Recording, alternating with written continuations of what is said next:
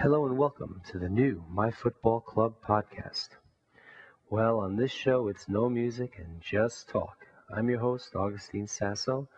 You can email me at augustine.sasso@myfootballclub.co.uk. I'm backed up with my interviews, so I'm putting them all on the podcast, no music, and time to catch up. So the first interview is from last week. I talked to Charles about the then upcoming St. Albans match, a little about the AFC Wimbledon Cup tie, and then the Fleet player of the past, Steve Brown. And then Charles and I propose the Epps Fleet Hall of Fame as a way to honor the past players and celebrating the Fleet's history. I think this idea has been around a while, but here we first talk about it. Charles just sort of springs it on me, and I think you'll find it interesting. Now, about 20 minutes in is our next interview, and that was from this week. And of course, it's the AFC Wimbledon preview. We analyze the difference in the Fleet play from last year and then this year. We talk a little bit about the win at St. Albans, another win. Boy, things are really getting boring. The Fleet seem to have just enough to win. But is that the sign of a good team? Listen in. I think you know the answer. Then we talk about Tony Sitford, the Fleet coach with the longest tenure. And who is fast approaching that record? Current coach Liam Daish. Here now are my interviews with Lord Charles. So they just keep rolling on. You know, it's such a difference from last season, when every week was difficult. I'm not saying the games are easier this year, but they're much more competitive.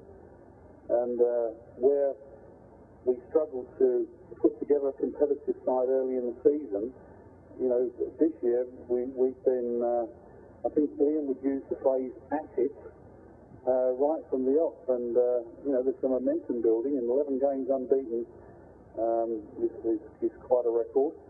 And another away game tomorrow at St. Albans at Clarence Park.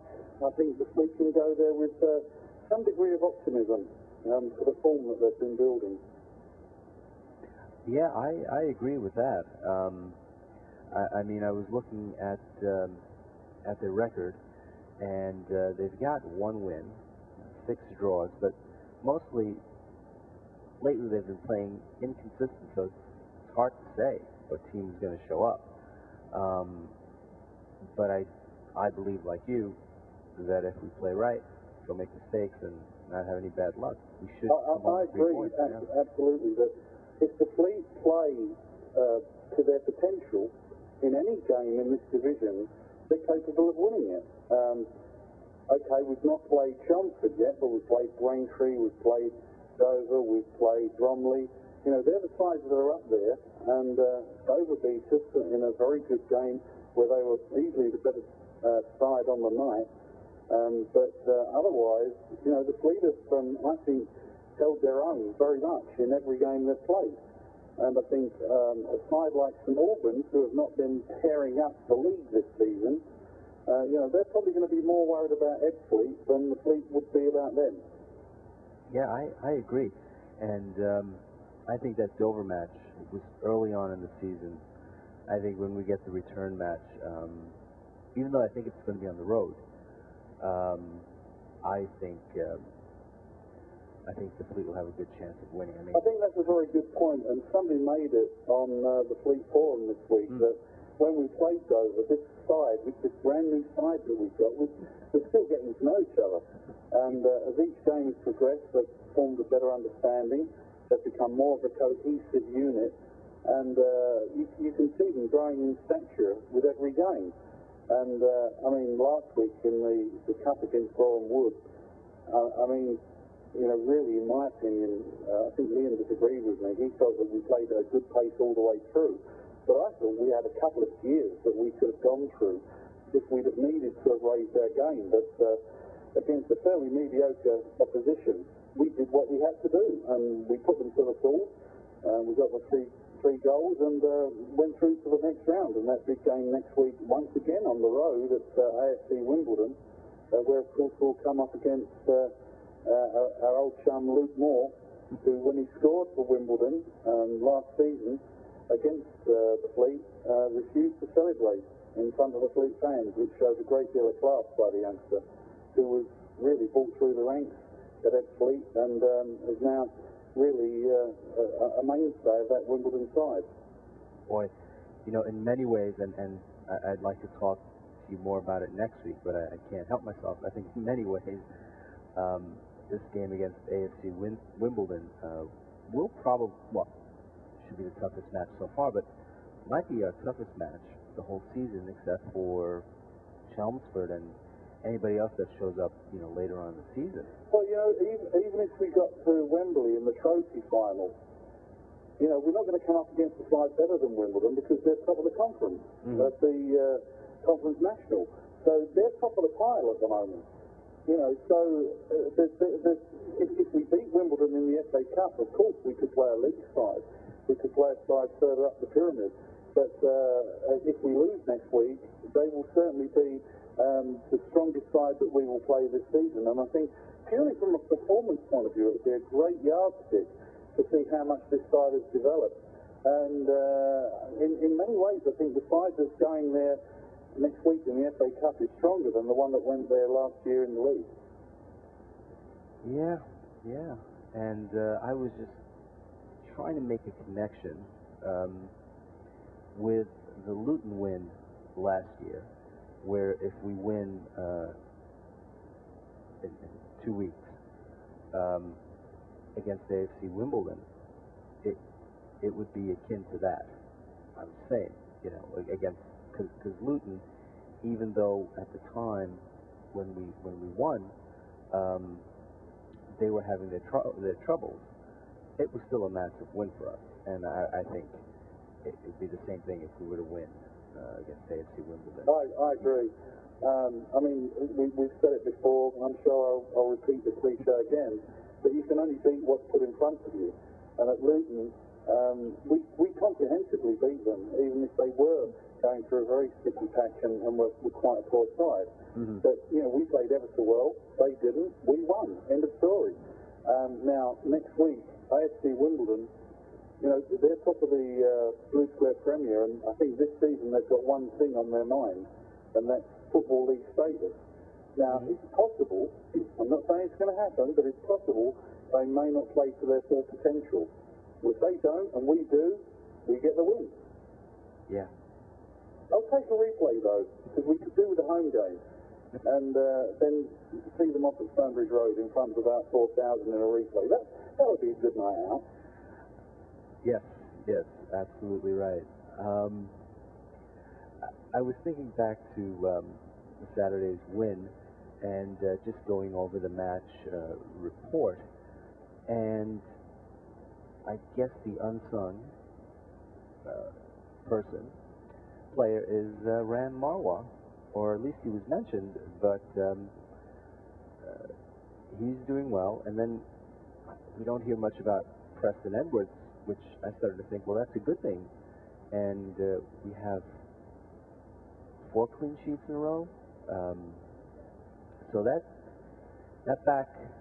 back line is solid. And you know, what would you say to that? I think every side needs a Ran Marwa. You know, every side needs somebody that's going to do the scuffy, dirty work in midfield. You know, carry the ball from defence to attack, always be available, you know, be a point where other people know that he's always going to be there to help them out. You know, he really is an unsung hero. And you talk about that back line, you know, even players like Derek Duncan that have been in and out through injury, they've had their ups and downs, but, you know, he settled down into that left-back position. Clint Easton has come into the centre of defence. You know, Dean Cooley can't get in the side because Easton's playing so well. And the partnership is formed with Paul Lorraine. At the moment, it looks like possibly the best centre-back partnership we've got. And then at right-back, I mean, the man that Liam always seems to mention when I interview him is Craig Stone. Now, Craig Stone, you know, was always really regarded as a midfield player, but this season he's played most of his games at right back. And now that Joe Howe has come to the club, there's a possibility that Joe could drop in at right back and Craig could move into midfield. So, there's some really, really positive options available to Ian. But the most encouraging thing is that everybody appears to know their job. They get on with it, they go out there and they deliver. No fuss, no frills, no fancies, no superstars, everybody pulling for each other. And, at the top of the tree you've got Callum Work up there, certainly one of the nicest guys I've ever met in football. And, you've got the youngsters like Biff and West buzzing around. The combination that we've got, it's got all the ingredients for a successful side. Yeah, and so they've proven it. So, let's hope tomorrow, they'll come through. I was just reading a little bit about St. Albans. I didn't know this, but for most of their existence, they were in the lower leagues, and past 10 years, they've been making some noise moving up. I see they've got a player named Peter Smith. I don't know much about him. Seems to have been one of their better players the last month and this month. Do you know anything? I don't know anything about Peter Smith, but St. Albans are a club that we've played a few times in league action, primarily when we were in the Ryman League. We played them a few times, and there was one game I remember going to their ground, Clarence Park, and we won up there, and it was a game that featured a player that went on to play in the Premiership with Fulham and Hull. That was Jimmy Bullard. And he was playing for the Fleet then, and he was absolutely in electrifying form when we won up there.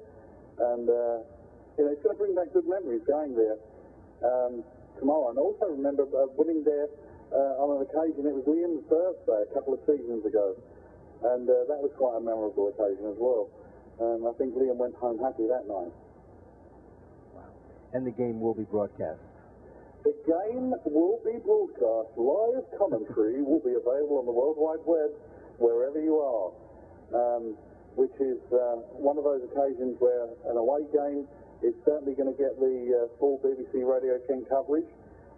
Sadly, next week in the FA Cup, because mainly of FA restrictions and budgets, they're only going to be broadcasting one commentary, and that's going to be the big Kent side, Gillingham against Dover. And Ebbsfleet, Dartford, we're going to miss out on and Hythe Town. We're going to miss out on the commentary next week. So make the most of tomorrow, folks. We'll be there live and in living colour. I'm sure that Wixie will be sitting alongside me to deliver his words of wisdom. And I'm looking forward to it immensely. Yeah, great.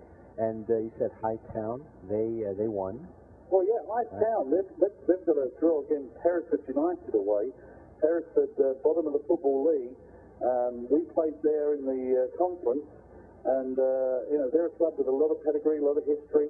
The ground, that could do with improving, and they're just about to announce a new manager. So Hythe Town, they're the lowest ranked club in the FA Cup this season at this stage, and they're from the Kent League. And so they're our neighbours from East Kent. They're about 70 miles or so away from Ebbsfleet, and we wish them all the very best in their endeavours.